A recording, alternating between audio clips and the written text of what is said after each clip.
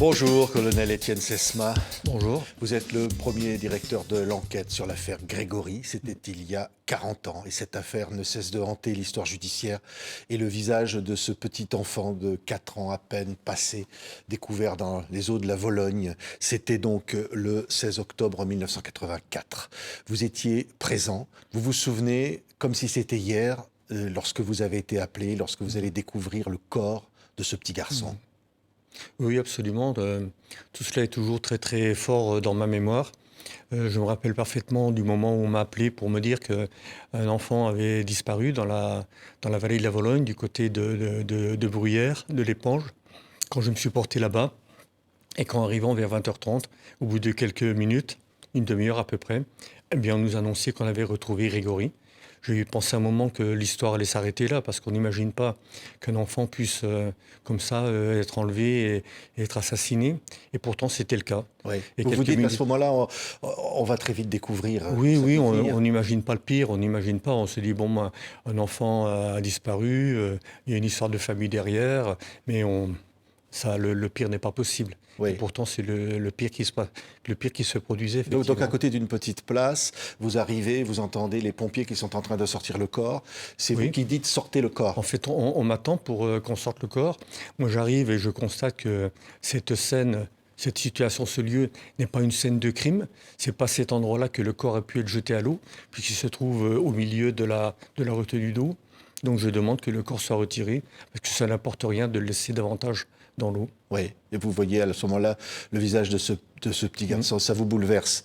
Vous voyez qu'il a un regard apaisé, visage apaisé. Moi, ce qui me bouleverse, c'est quand on le découvre et qu'on l'amène dans le local des pompiers, on découvre qu'il est attaché, qu'il a une corde qui lui enserre le bas des jambes, les poignets qui tournent autour de la tête. Et on a l'impression, il a son bonnet qui est baissé sur le visage. Quand on relève ce bonnet, on a l'impression qu'il dort. Il n'a pas de traces de coups, il a l'air apaisé. Mais moi, tout de suite, j'ai le sentiment que cet enfant, il est sacrifié. Et vraiment, j'ai l'image d'un enfant qu'on sacrifie sur un autel.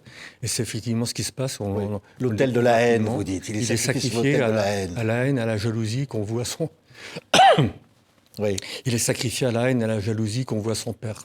Oui. C'est lorsque vous découvrez qu'il est né le même jour que vous sentez quelque chose vis-à-vis de ce Oui, petit ça corps. c'est une petite anecdote qui arrive le lendemain, lors de l'autopsie, qu'on fait l'état civil de la victime. Et puis je découvre qu'effectivement, il est né le même jour que moi, le 24 août. Oui, donc l'enquête évidemment est lancée dans l'entourage. Vous rencontrez à ce moment-là les parents, Christine et Jean-Marie Villemain, et vous sentez tout le désespoir, notamment évidemment du père. Oui, c'est quelque chose dont on a évidemment conscience, hein. Le désespoir des parents qui ont perdu leur enfant unique dans ces conditions-là. Pour autant, il faut que nous, on fasse notre travail, c'est-à-dire mener nos investigations. On les fait de deux façons. D'abord, en ciblant cette activité, ces problèmes intrafamiliaux, parce qu'on a très vite connaissance du fait qu'il y a une histoire dans la famille, qu'il y a eu un ou des corbeaux qui ont semé la zizanie pendant des années. Des milliers de coups de fil. Oui, C'est une histoire de dingue. Oui. Où on lui envoie les pompes funèbres chez les parents de Jean-Marie, famille nombreuse, les parents. Enfin, vous découvrez tout ça. On découvre qu'il y a une activité de corbeaux qui a vraiment ciblé la famille Villemain à Aumonzé, avec des centaines d'appels téléphoniques à l'intérieur de la famille et aussi à l'extérieur, toujours pour embêter la famille Villemain. Mais on découvre aussi à côté de ça, on le voit surtout avec les lettres que l'on découvre un peu plus tard, des lettres qui ont suivi les appels téléphoniques et qui ont été écrites et envoyées au début de l'année 83.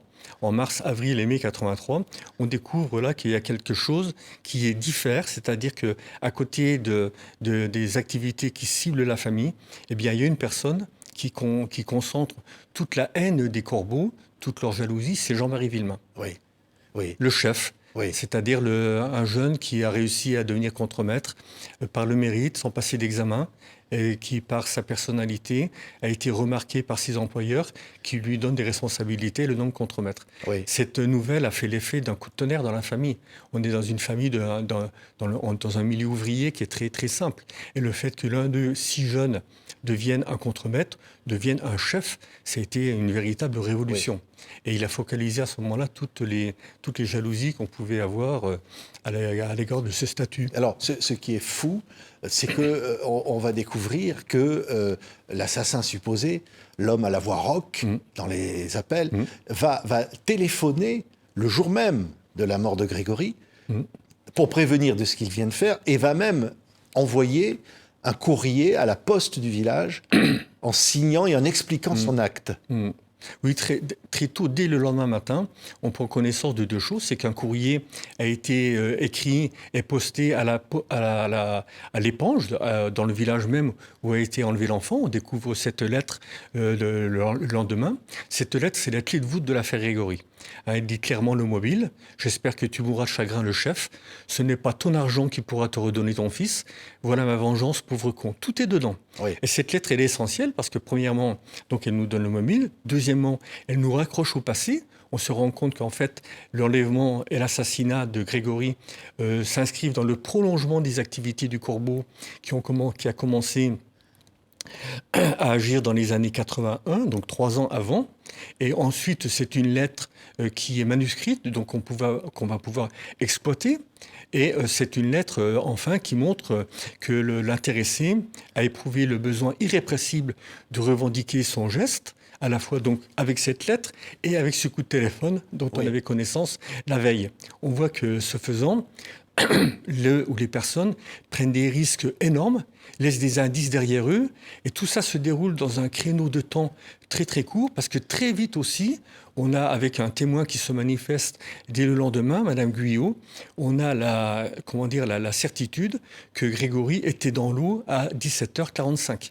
Oui. Donc on se rend compte que dans ce créneau de temps très court, entre 17h05 et 17h45, que tout s'est passé. Donc de façon très précipitée, en suivant un scénario qui était bien prévu à l'avance, mais en laissant des traces, en laissant des indices, en prenant des risques insensés, mais en le faisant malgré tout. Mais c'est très curieux tout ça au fond. On se dit, pourquoi pourquoi laisser des indices? Pourquoi signer de cette façon-là? Ça pose forcément la question du levier psychopathologique de l'affaire. Déjà, tuer un enfant en soi, c'est pas un geste rationnel. Mais là, on se rend compte que dans cette histoire, on est face à une espèce de comportement impulsif, dans une pulsion meurtrière, dans une fuite en avant meurtrière, incontrôlée. En laissant donc tout ça, la personne qui se comporte ainsi ne se contrôle pas. Oui. Donc on voit que la folie, il faut mettre un nom sur cette folie, est forcément le levier de cet assassinat. Il n'y a pas d'autre raison. Donc c'est un élément psychologique important pour trouver l'auteur. Mais c'est vrai, la maman, Christine, est en train de repasser, les volets sont fermés, elle est rentrée du travail, elle écoute la radio et son enfant joue dehors sur un tas de gravier. Et là, la personne qui va l'enlever peut être vue, à tout instant. Je veux dire, c'est une prise de risque énorme, incompréhensible. Une prise de risque énorme. Ça n'est pas préparé. L'enfant est enlevé en plein jour. Nous, on voit que c'est un meurtre d'opportunité, un enlèvement d'opportunité. Il y a deux choses qu'il faut bien souligner pour comprendre les faits de cette époque. C'est que, premièrement, l'assassinat de Grégory ne peut pas avoir été programmé la veille, 1 heure avant, ou même 5 minutes avant. Il n'y a pas de téléphone portable à l'époque. Et deuxièmement, il n'y a pas de téléphone portable. Oui. Deuxièmement, il n'y a pas de téléphone portable. On ne peut pas se coordonner en direct à plusieurs personnes dans un créneau de temps aussi court. Donc, moi, si vous voulez, cette analyse des faits, qui, à mon avis, s'impose à nous, parce qu'on ne les invente pas, ils sont bien là. Cette lettre, ce coup de téléphone, on n'a pas l'enregistrement du coup de téléphone. Mais on ne peut pas douter qu'il ait été donné. On ne peut pas le douter. Parce que c'est Michel Villemain, à 17h35, qui alerte tout le monde. Comment pourrait-il avoir eu connaissance du fait que Grégory venait d'être enlevé? C'est impossible. Donc il y a bien un coup de téléphone qui lui a été donné et qui lui donne l'alerte. Oui. Donc on a bien cette lettre, ce coup de téléphone, l'endroit où Grégory a été jeté dans la Vologne, tout ça dans ce créneau de temps que l'on connaît, tout ça nous montre que, très certainement, à mes yeux, la personne qui a enlevé Grégory, quelle qu'elle soit, est très certainement celle aussi qui l'a tué. Oui, Alors, ce faisant, je m'inscris un petit peu en porte-à-faux avec, comment dire, les pistes actuelles qui travaillent sur les complicités. Moi, je le souhaiterais. Je sais que les complicités, elles sont intellectuellement attrayantes parce qu'on sait qu'il y a plusieurs corbeaux qui ont agi dans les années 82-83. Donc, on pourrait trouver une certaine logique à ce qu'ils soient ensemble passés à l'acte. Mais il y a une certaine incompatibilité quand même. oui. Comment imaginer que ces corbeaux qui, pendant 3 ans, ont réussi à semer la zizanie par des centaines de coups de téléphone, par ces lettres, sans jamais avoir été suspectés, ni avoir été donc découverts, donc en prenant extrêmement de précautions, en étant très prudents, en étant très mesurés dans leur action, comment ces gens-là en arriveraient à déboucher, à dérouler un scénario aussi aléatoire? Oui, mais en même incohérent. temps, les corbeaux, les voix, on entendait une voix de femme. Il y avait une Oui. voix d'homme, la voix rock, je le disais, mais peut-être plus, même, on a même pensé à un moment, peut-être 2 voix d'hommes. Oui, mais alors il faut bien différencier 2 choses. Il y a les activités du corbeau, certes, mais à côté de ça, il y a le meurtre de Grégory. On se rend compte qu'on n'est pas tout à fait dans le même registre. Hein, les enjeux sont totalement différents. Jouer des corbeaux à plusieurs, passer des coups de téléphone, s'écrire, ça passe, c'est pas quelque chose qui est extrêmement grave. Hein. Oui. Mais là, on passe dans l'assassinat de sang-froid d'un enfant de 4 ans. Oui. Comprenez les enjeux, le registre, le registre est différent. Qui va être empoisonné, tué Alors- et jeté dans l'eau encore vivant. Parce Alors, que- on sait qu'il oui. il est inconscient, mais vivant quand il est jeté dans l'eau, c'est sûr. Comment il a été rendu inconscient? On a retrouvé une seringue d'insuline. Est-ce que ça a été utilisé? Est-ce Il qu'il y avait une des autre membres de la technique? qui utilisaient, qui avaient Oui, de, oui, oui, de il y a quelqu'un l'insuline. dans la famille qui était diabétique et qui utilisait de l'insuline. Et l'infirmière nous a confirmé que cette seringue pouvait être compatible avec celle qui était utilisée dans la famille, oui. Oui. Oui, donc il faut quand même Oui, il y a des éléments. assassiner. On voit le visage de ce petit garçon. Il faut avoir quand même une haine. Alors, imaginez que plusieurs personnes aient pu s'entendre pour commettre ce crime sans que, 40 ans après, personne n'ait pu dire la vérité. Ça paraît fou. Ben oui, ça paraît fou si on imagine les complicités. Mais encore une fois, quand on regarde bien ces faits, quand on analyse notamment le levier psychopathologique du crime, sur lequel il faut mettre un nom, c'est pas la jalousie, c'est plus que ça, c'est l'envie. L'envie, c'est un sentiment qui est très très fort.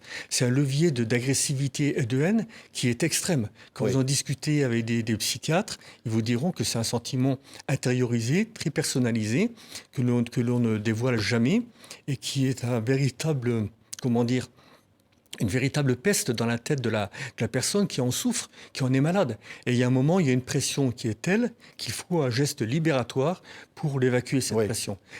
C'est ce qui s'est passé. Oui. Mais alors, il y a un personnage qui va apparaître, c'est Muriel Boll. Elle va témoigner, et c'est un témoignage qui va faire basculer finalement l'affaire.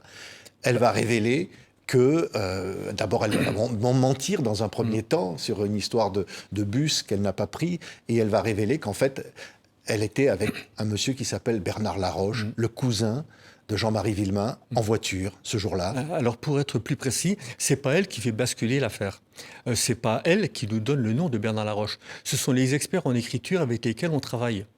On travaille depuis une dizaine de jours avec une personne qui s'appelle Madame Jacques Keller, qui est experte en écriture à Strasbourg, dont la réputation est connue pour être la meilleure experte en écriture à l'époque en France. Elle travaillait avec des Suisses, les Allemands. C'est avec elle qu'on travaille. On lui apporte tous les jours les dictées des personnes que l'on a entendues. Et là, elle dispose de toutes les lettres du corbeau, des lettres authentiques, et tous les jours, elle compare. Et c'est elle qui, un jour, nous appelle en nous disant « Je crois qu'on a identifié l'auteur des lettres ». Oui. Alors, de qui il s'agit? C'est une personne qui s'appelle Bernard Laroche. C'est elle qui... Elle n'en est pas sûre à 100% non plus. Alors, Oui. elle est catégorique Oui. dans son travail. Et après, son travail est confirmé par une autre expertise. C'est sûr qu'après, il y aura d'autres contre-expertises qui vont dire le contraire et tout. Mais elle, quand elle travaille, elle est exempte de toute pression. C'est vraiment elle qui nous donne le nom. Et alors, il y a même sur la dernière lettre de revendication du crime, celle-là qui dit, voilà, j'ai tué, on trouve Un foulage. un foulage. C'est-à-dire qu'au fond, la personne a pu écrire sur plusieurs enveloppes, sur un bloc, Oui. de papier Mhm. et qu'on retrouve finalement la marque des cris précédents, Oui, c'est avec ça. peut-être la signature de l'auteur. C'est ça, on retrouve en foulage un L et un B qui correspondent à la signature de Bernard Laroche. Ça a été vu, ça a été pris en photo même par des Allemands à l'époque. Le problème, c'est que le support a été abîmé. Il a été, comment dire, badigeonné de poudre noire par nos techniciens qui étaient insuffisamment formés à l'époque pour essayer de trouver des empreintes digitales. Et on a du mal donc à révéler ce foulage. Pourtant, les Allemands ont travaillé là-dessus, ils ont réussi à le révéler, il y a eu des photos qui ont été prises, mais ces photos ont disparu dans la procédure en 1986. Oui. Je ne sais pas dans quelles circonstances elles ont disparu. Mais c'est vrai que ce foulage, qui aurait pu être un des éléments clés pour avancer dans l'identification du corbeau meurtrier, eh bien, n'était plus vraiment, Oui. vraiment exploitable. Mais vous allez faire une perquisition au domicile de Bernard Laroche. Oui, bien sûr. Et là, vous n'allez rien trouver de probant, si ce n'est, écoutez ça, écoutez cette...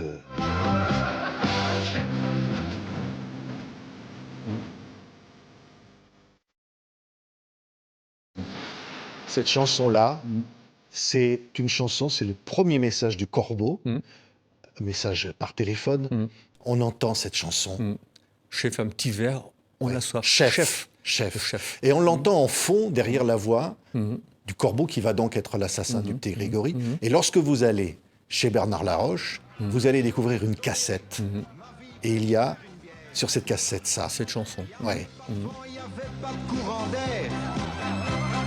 Et ça, C'est un ça élément- vous dites, c'est pas un quelque élément. chose de, Ouais. comment dire, de déterminant, mais on a retrouvé également une longue vue, on a retrouvé, il y a plusieurs indices qui nous permettaient comment dire, de resserrer un peu nos investigations sur lui. Mais pour autant, moi je regrette que ces perquisitions, on les fait trop rapidement. Ouais. On l'a fait de façon un peu hâtive. On avait le sentiment qu'on n'en avait pas besoin parce qu'on avait suffisamment d'éléments à côté de ça entre les expertises en écriture, le témoignage de Muriel, Oui. recoupé par des dizaines d'autres personnes. Et tout ça nous permettait vraiment d'avoir un dossier solide contre lui. Mais Ajouter à ça le fait que, premièrement, il avait le profil de la personne qu'on cherchait, et deuxièmement, il n'avait pas de mobile.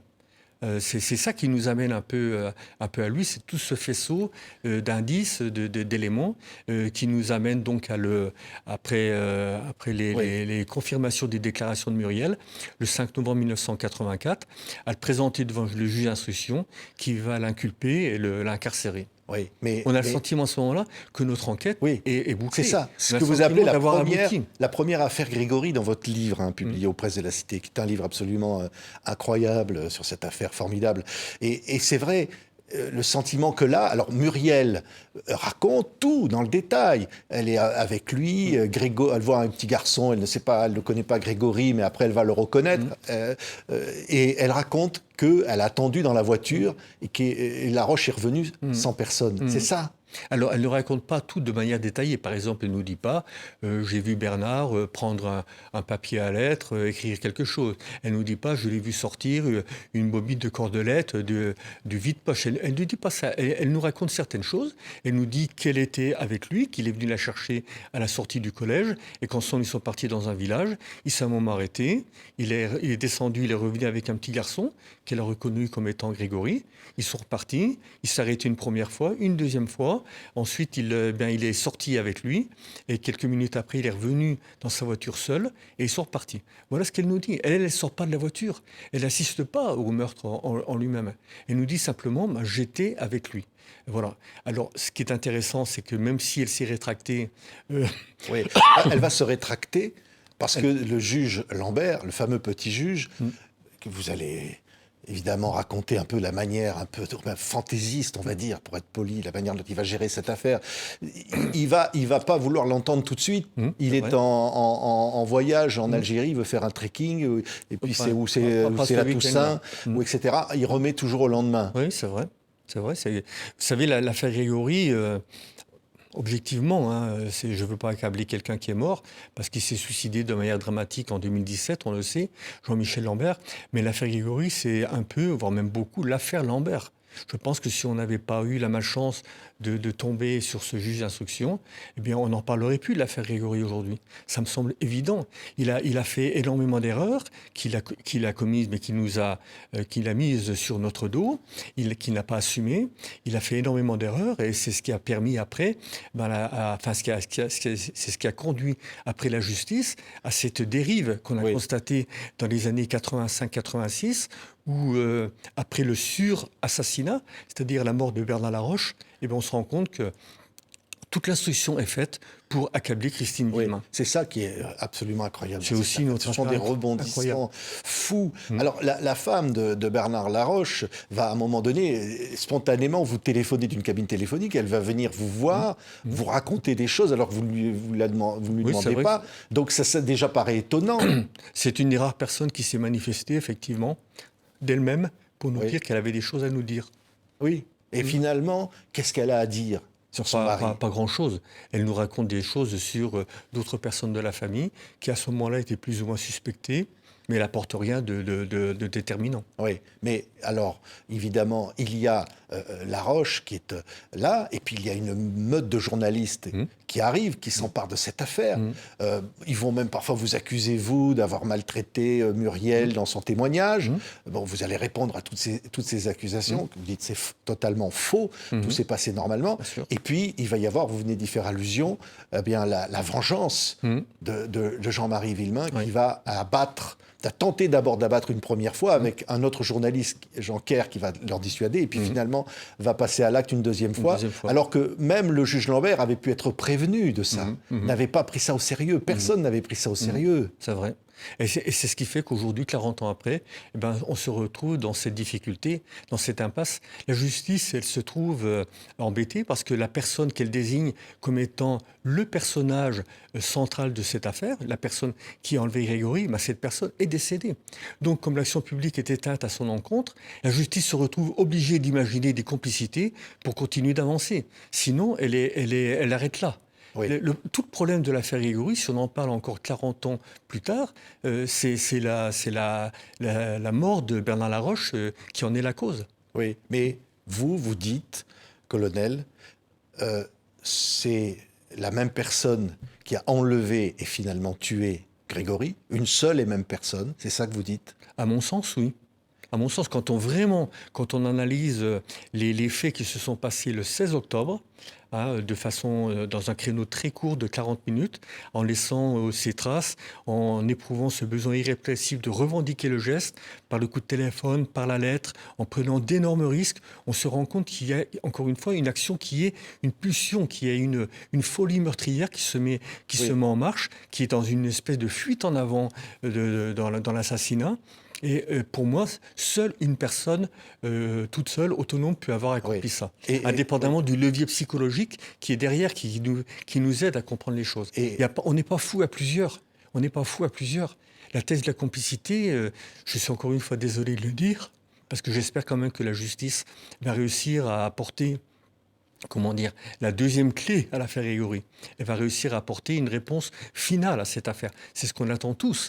On espère tous que la justice arrive à clôturer ce dossier en désignant quelqu'un. Oui. Ceci dit, pour moi, c'est une gageure. C'est très, très compliqué. Et en même temps, vous dites, la personne qui a enlevé Grégory, de manière certaine, c'est Bernard Laroche. Non, je ne le dis pas, je le rappelle. C'est la justice qui le dit. Oui. Ce n'est pas moi qui l'affirme. La justice, en 1993, à l'issue de l'arrêt du président Martin, qui a succédé au président Simon, dans cet arrêt, il est clairement dit que, premièrement, Christine Villemin est à 100% innocente, aucune charge n'est retenue contre elle, mais à côté de ça, le magistrat, il écrit... Bien que l'intéressé soit décédé, il existe à l'encontre de Bernard Laroche des charges très sérieuses d'avoir enlevé Grégory. Oui. Donc en langage juridique, ça veut dire, nous pensons que c'est bien Bernard Laroche qui a enlevé Grégory. Cette position, elle est réaffirmée en 2017. En 2017, les magistrats à Dijon disposent du rapport Anacrime de la gendarmerie, un rapport de 600 pages qui termine clairement par cette conclusion. Grégory a été enlevé par Bernard Laroche, accompagné de Muriel. Qui n'a pas assisté, Muriel n'a pas assisté. Elle n'a pas assisté au meurtre proprement dit, mais elle était là pour l'enlèvement. Oui. Alors, ce qui est tout à fait important, colonel, c'est qu'il va y avoir, dans cette affaire, on va dire, des perditions. Hein. Vous l'avez dit, on va accuser Christine Villemain d'infanticide, d'avoir tué son propre fils qu'elle aimait. Et cette folie-là va s'emparer de la justice avec aussi l'armada journalistique, la pression qui va se passer autour. Et vous allez être pris là au milieu, qu'à un moment donné même, la vengeance de Jean-Marie Villemain qui tue Bernard Laroche, on va même vous accuser, vous, d'en avoir été l'instigateur. Oui, c'est vrai, parce qu'il fallait à un moment tout faire pour dénigrer notre travail, pour nous discréditer, pour nous déshonorer. Ça avait déjà été tenté un peu de temps avant en portant plainte contre nous pour subornation de témoins, c'est-à-dire en disant que nous avions manipulé, que nous avions quasiment moralement torturé Muriel pour qu'elle nous parle. On a eu une plainte contre nous qui était instruite, qui s'est terminée par un non-lieu, mais 3 ans après, confirmé en appel, confirmé en cassation. Donc il fallait aller jusqu'au bout. Tout était fait pour nous déshonorer, nous discréditer. Oui. Et là, cette histoire, lors de la mort de l'assassinat de Bernard Laroche, ça relève du même principe. Chercher à me discréditer davantage. Que vous l'aviez incité, au fond, à se faire justice, en quelque sorte. Alors que c'est tout le contraire. Moi, si j'ai un regret dans cette affaire, ce n'est pas d'avoir, écouté Jean-Marie Villemain. C'est de ne l'a pas suffisamment avoir entendu, de ne pas lui avoir suffisamment parlé, de ne pas avoir suffisamment pris la mesure de son abandon, de sa solitude, de voir à quel point il était au désespoir. Il avait perdu, à cause de lui, à cause de la haine qu'on voulait contre lui, il avait perdu son fils unique qu'il chérissait. Il voyait sa femme qui était mise en examen, alors qu'il n'a jamais eu le moindre soupçon à son égard. Et lui, il voyait la justice abandonner la piste de la personne dont il était convaincu de la culpabilité. C'est en plus que Christine Villemain venait d'apprendre qu'elle allait être accusée, que même certains experts allaient dire que c'était son écriture, celle du Corbeau, et elle a un malaise alors qu'elle est enceinte, elle est hospitalisée, donc sa vie est en danger. Donc il y a tout ce contexte, et puis pression journalistique aussi vis-à-vis de Jean-Marie Villemain. On a peine à imaginer la tempête, les tourments que ce couple a vécu durant les années 85-86, qui a failli aller jusqu'au plus grave. C'est-à-dire qu'il y a un moment, Christine Villemain a été renvoyée devant les assises. Et heureusement, il a fallu que le système judiciaire se ressaisisse, constate que le dossier était vide, ne tenait pas debout, pour demander un supplément d'instruction à Dijon. Et à ce moment-là, tout est repris. Et on va rentrer dans le dossier un magistrat qui est l'opposé de Lambert. C'est le juge Simon. C'est le juge Simon. Mais si on revient un instant sur le juge Lambert, qu'est-ce qui explique cette attitude vis-à-vis de Christine Villemain? Ce qui est, à un moment donné, il ne veut voir que Christine Villemain coupable. Absolument. Il y a un moment... On a même dit qu'il était presque amoureux d'elle, où il y avait une fascination. Oui, c'est vrai qu'il a fait des confidences dans divers magazines qui étaient particulièrement déplacées. C'est vrai, il a écrit des choses qui étaient absolument inadmissibles de la part d'un magistrat. Le fait est qu'à un moment, il se trouve, il n'a plus d'autre solution que d'imaginer Christine Villemain coupable. Donc c'est la fuite en avant aussi dans ce sens-là, aidé par des journalistes et des policiers et des avocats qui sont derrière, des avocats dont la théorie c'est de dire ce n'est pas mon client, ce n'est pas lui, puisque c'est elle. Donc occupe-toi d'elle. Concentre tes efforts sur Christine Villemain et abandonne le reste. Tout le reste était mis à la poubelle. On va dire tout votre travail. Vous dites dans ce livre, c'est les 2 affaires Grégory. Donc la première, celle que vous aviez menée, avec toutes les expertises graphologiques, etc., tout ce qui mettait en cause, au fond, Monsieur Laroche, tout ça a été mis à la poubelle. Tout ça a été mis à la poubelle. Et il a fallu attendre 1993 pour que les magistrats à Dijon, finalement, nous donnent raison, montre qu'on était sur la bonne piste dès le 5 novembre 1984. Et donc, c'est un peu cette satisfaction. Mais quel gâchis pendant toutes ces années. Oui. Aujourd'hui, la justice nous donne raison. La justice dit que nous étions sur la bonne voie au bout de 15 jours d'enquête. Mais bon... 40 ans derrière, on en est toujours à se poser des questions. Mais quelle histoire pour finir sur le juge Lambert. Il va se suicider après avoir appris que les dossiers du juge Simon allaient être révélés. C'est vrai. Et il préfère se donner la mort. Ça va jusque-là, cette affaire. Et de façon particulièrement violente et dramatique. Oui. comment on peut comprendre? C'est difficile de comprendre Jean-Michel Lambert. On l'a vu quand il s'est présenté au procès de Dijon en 1993, où tout le monde a constaté sa superficialité, son incapacité à expliquer ses décisions, son absence de mémoire. Ça a été quelque chose de phénoménal. Et à côté de ça, quand on voit que ce magistrat, aussitôt son affaire terminée, il s'est empressé d'écrire un livre pour faire parler de lui, il a quitté la magistrature, il espérait faire une carrière dans le journalisme. On se rend compte qu'il y a une faille. Il aime la gloire, il est très narcissique. C'est pour ça, raconter exactement. la reconstitution de l'assassinat de Bernard Laroche par Jean-Marie Villemain, et il se comporte, dites-vous, comme un metteur en scène devant les photographes. C'est vrai. C'est vrai. C'est vrai, absolument. Lorsque, évidemment, tout ça est raconté, on dit, mais qui était Bernard Laroche, au fond? Qu'est-ce qui pourrait, vous dites, le profil du tueur est nécessairement une sorte de fou, psychopathe. Est-ce que Bernard Laroche pourrait coller à ça? Alors, vous racontez des choses qu'on ne savait pas forcément, que Bernard Laroche est né, sa mère est morte en lui donnant la vie. Il y a, dans cette famille, beaucoup, on parle de bâtards, on parle ça, c'est une chose qui revient. Il y a plusieurs bâtards qualifiés comme tels par les membres de la famille ou du clan. Oui, à une époque, vraiment, les Corbeaux sont focalisés sur les histoires de famille, réelles ou supposées. Donc, c'est vraiment au Monzé que tout est concentré. On cible les grands-parents Villemain, Monique et Albert. C'est eux qui reçoivent le maximum de coups de téléphone. C'est autour d'eux que vraiment tout se concentre sur eux. Mais à côté de ça, après, on voit l'évolution des activités du Corbeau vers Jean-Marie Villemain. Oui, mais au départ, ce sont des histoires de famille qui sont des histoires de famille. Alors, bâtard, ça veut dire qu'il y avait un premier enfant qui est né, qui était d'un autre père, et puis ensuite, il y a un autre enfant de cette famille, c'est ce que Michel, les Corbeaux veulent dire, qui est plus faible que les autres, qui est très proche de Bernard Laroche. Effectivement. Et il lui dit c'est presque son frère de lait, et qui lui-même est aussi qualifié de bâtard. Oui, ce sont des arguments qui sont faits pour monter les gens les uns contre les autres. C'était ça la volonté des Corbeaux. C'était vraiment créer la zizanie dans la famille, amener à ce que chacun soupçonne l'autre et donc créer une situation de tension et de division extrême. Oui.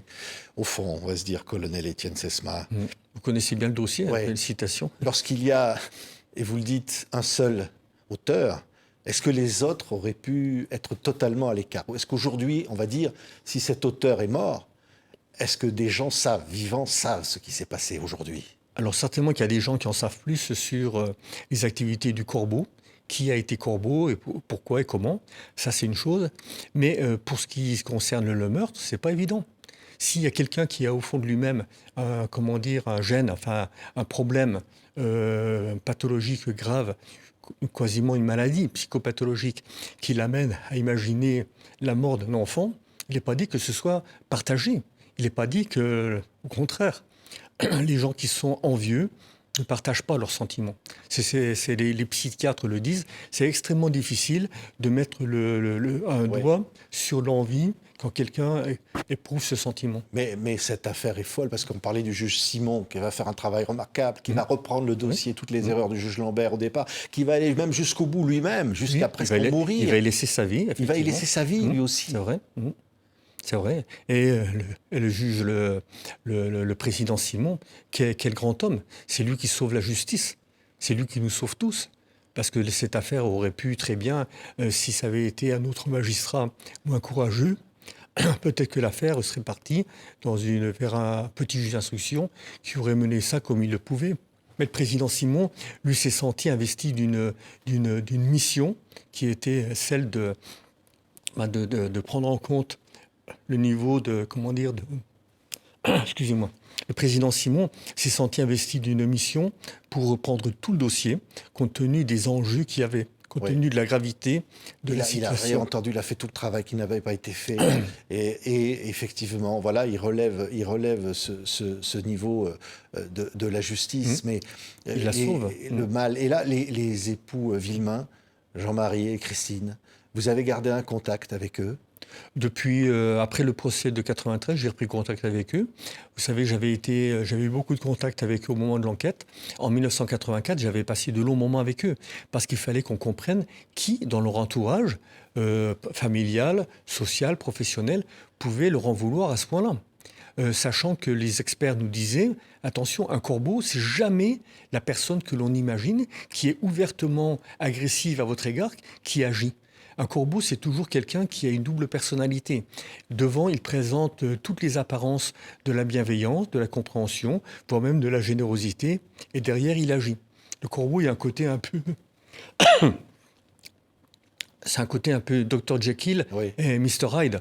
Donc il fallait qu'on comprenne qui, dans leur entourage, même si ces personnes leur faisaient des grands sourires, qui pouvait leur en vouloir à ce point-là. Donc, il faut qu'ils ne puissent pas imaginer qui pouvait leur en vouloir à ce point. Voilà, c'est ça, et c'est ce qu'il fallait essayer de trouver. Et donc j'ai passé de longs moments avec eux à discuter. C'était un moment qui était assez terrible parce que Christine Villemain était complètement abattue, elle était complètement ailleurs. J'ai beaucoup discuté avec Jean-Marie. Donc moi j'ai toujours eu beaucoup de compassion pour eux, beaucoup de compréhension, beaucoup d'empathie et de compréhension. Et aujourd'hui, comment sont-ils?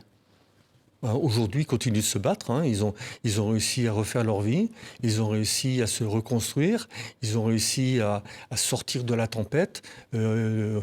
En étant aussi, aussi indemnes que possible, malgré tout ce qu'ils ont vécu.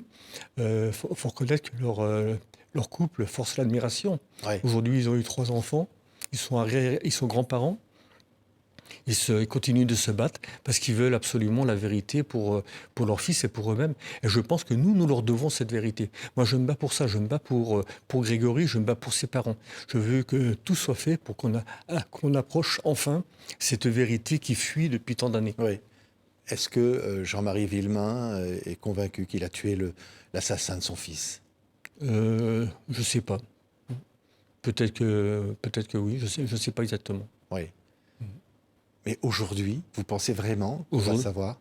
Aujourd'hui, Jean-Marie Villemain, avec ses avocats, il maintient la pression. Et vraiment, il pousse à la roue pour que les magistrats de Dijon continuent de tout faire pour avancer, continuent d'exploiter tous les progrès de la police technique et scientifique afin de faire parler les éléments matériels dont ils disposent.